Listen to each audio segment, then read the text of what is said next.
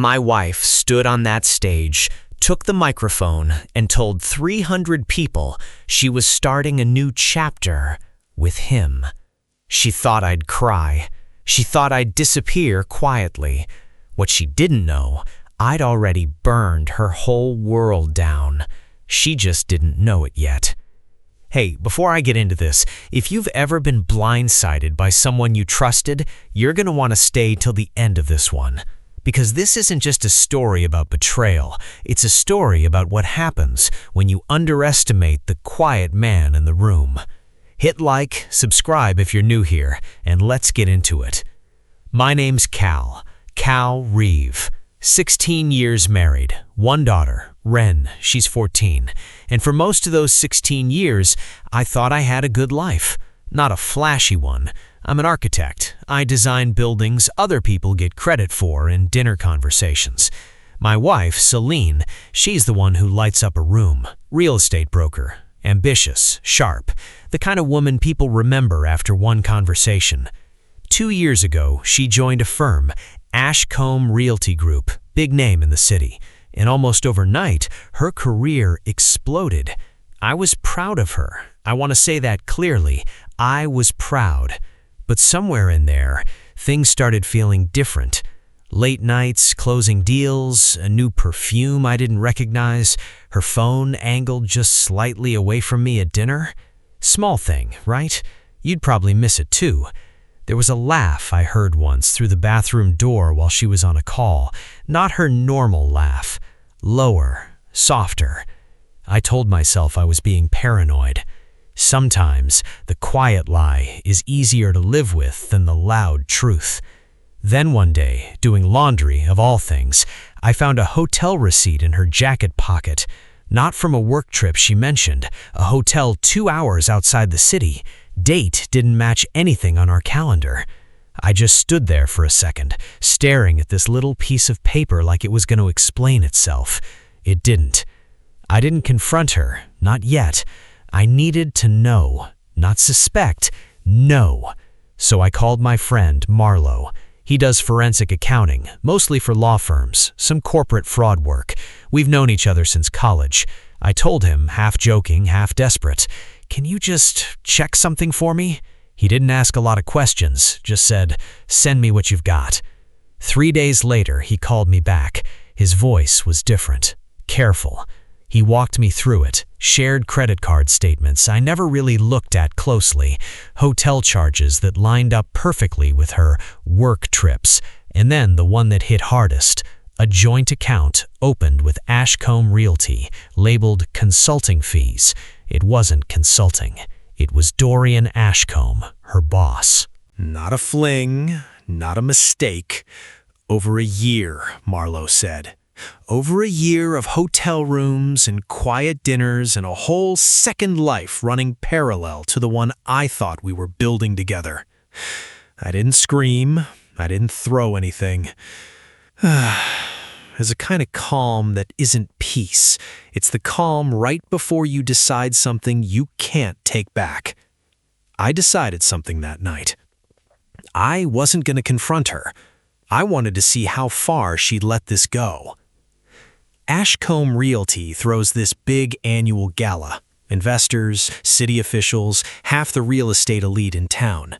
Celine insisted I come, said it mattered for her image, said appearances matter, Cal.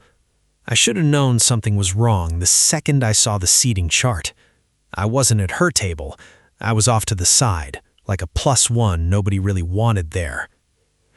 About an hour into the night, the lights dimmed a little, and Celine walked up to the stage, microphone in hand, big smile. The room quieted, expecting some company announcement, new development, new partnership, whatever. She thanked everyone for coming.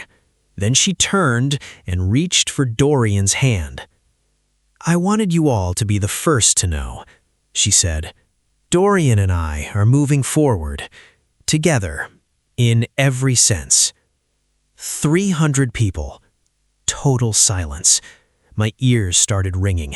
The room actually felt like it was tilting a little, like I was on a boat. Every face in that room slowly turned toward me. Someone near the bar dropped a glass. It shattered on the floor. Nobody moved to clean it up. I stood up. My chair scraped so loud against the marble it echoed. I didn't run. I didn't cry. I walked straight toward that stage, and I could feel the whole room holding its breath, waiting for me to do something ugly.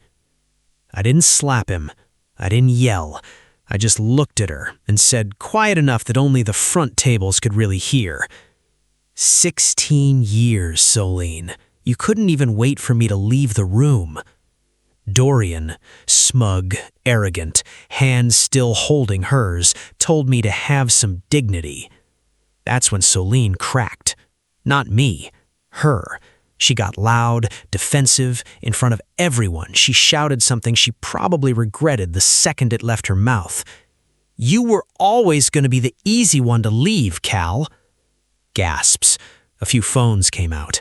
I saw Ingrid Holloway, the host, an old family friend, standing near the back, hand over her mouth. I didn't say anything else. I just walked out. I didn't need to make a scene. She'd already made it for me. That night, I went straight to my brother, Priest.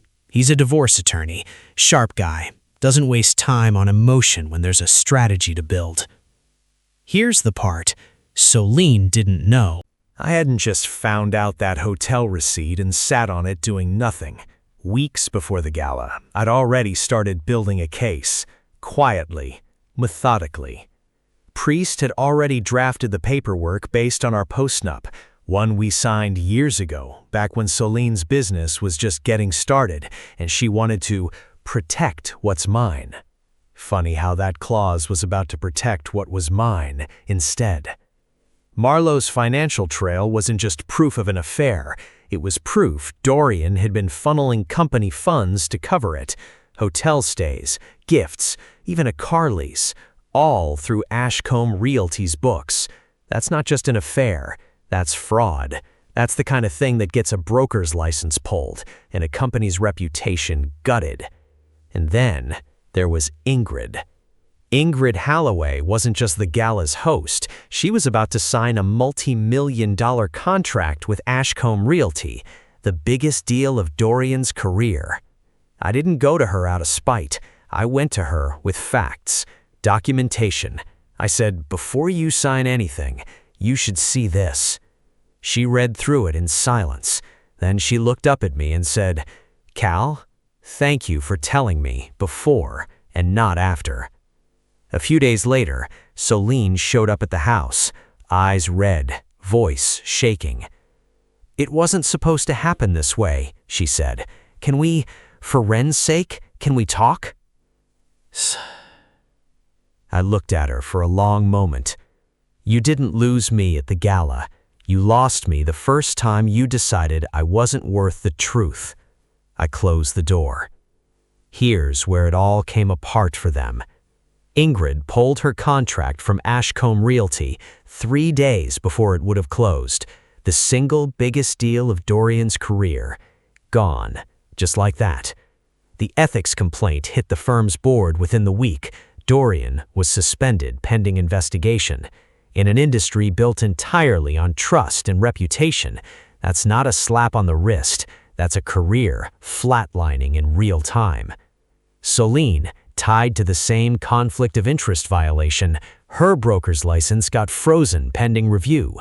The career she chose over 16 years of marriage, it started unraveling in front of her.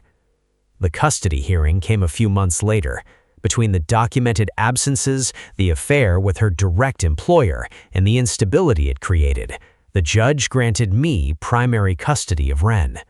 Ren didn't say much about any of it, but one night she just hugged me and said, "I'm glad it's you, Dad." That hit harder than anything Solene ever said to me. Months after the gala, I ran into Solene again. Smaller industry event, much quieter than that ballroom. She was standing near the back, alone, watching. I was talking with a few old colleagues, laughing about something small, normal, unremarkable, the kind of moment I used to take for granted. I noticed her from across the room. Dorian wasn't with her. He wasn't anywhere, actually.